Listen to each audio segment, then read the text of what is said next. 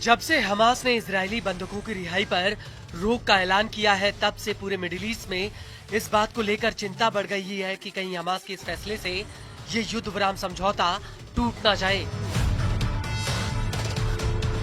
हालांकि हमास ने इस फैसले को लेकर तर्क दिया है कि इजरायल युद्ध विराम समझौते का पालन नहीं कर रहा है। वो अभी भी फिलिस्तीनियों पर बमबारी और गोलीबारी कर रहा है और ऐसे हालातों में बंधकों की रिहाई फिलहाल के लिए रोकी गई है ताकि मध्यस्थों द्वारा इजरायल के ऊपर इस समझौते का पालन करने का दबाव बनाया जा सके। लेकिन मौजूदा हालातों को देखकर ऐसा लगता है कि फिलहाल हमास इजरायल के साथ काफी मोलभाव करने की स्थिति में है और इसका वो पूरा फायदा भी उठा रहा है। हमास चाहता है कि युद्ध के बाद गाजा के ऊपर हमास की सरकार बने और यही वजह है कि जब 19 जनवरी 2025 को ये समझौता लागू हुआ तो उसके बाद से लेकर अब तक हमास ने एक भी गोली आईडीएफ पर नहीं चलाई। उल्टा इजरायल ने कई बार गाजा पर हमला तक कर दिया और अब तक हमास ने बंधकों की रिहाई को रोकने को लेकर कोई भी धमकी नहीं दी थी। युद्ध विराम को लेकर हमास का इजरायल पर आरोप है कि इजरायल फिलिस्तीनियों को उनके घरों में वापस लौटने से रोक रहा है। इसके अलावा राफा बॉर्डर पर रोजाना 600 मानवीय सहायता वाले ट्रक गाजा के भीतर भेजे जाने थे, उनमें से सिर्फ 70% ट्रकों को भीतर जाने दिया जा रहा है। इसके अलावा मलबा हटाने के लिए हैवी मशीनरी को गाजा में आने नहीं दिया गया।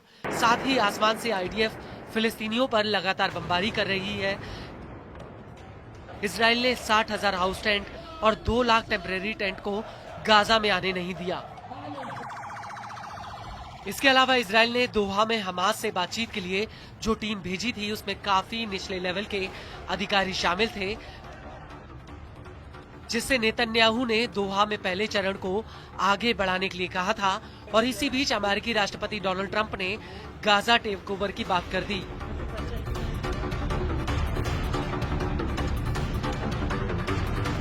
इसके अलावा नेतन्याहू अपने सहयोगियों को एक साथ रखने में कामयाब हुए हैं, जिन्होंने सरकार को चेतावनी दी थी कि अगर नेतन्याहू दूसरे चरण के समझौते को मंजूरी देते हैं तो वो सरकार गिरा देंगे। इसके साथ ही नेतन्याहू के सहयोगियों को ट्रंप का वो बयान खूब भा रहा है जिसमें उन्होंने गाजा खाली कराने की बात कही है। वहीं ट्रंप के इस बयान के खिलाफ सऊदी अरब से लेकर जॉर्डन, मिस्र ने भी मोर्चा खोल दिया है। ये सभी देश गाजा खाली कराने के खिलाफ एकजुट हो गए हैं। सऊदी ने साफ कह दिया कि वो इजरायल से दोस्ती तब तक नहीं करेगा जब तक कि एक अलग फिलिस्तीन नहीं बन जाता। और यही वजह है कि हमास को अचानक से पश्चिम एशिया में माहौल अपने पक्ष में बनता हुआ दिख रहा है और इसी वजह से उसने इजरायल के ऊपर दबाव डालने के लिए बंधकों की रिहाई को रोकने का फैसला किया है।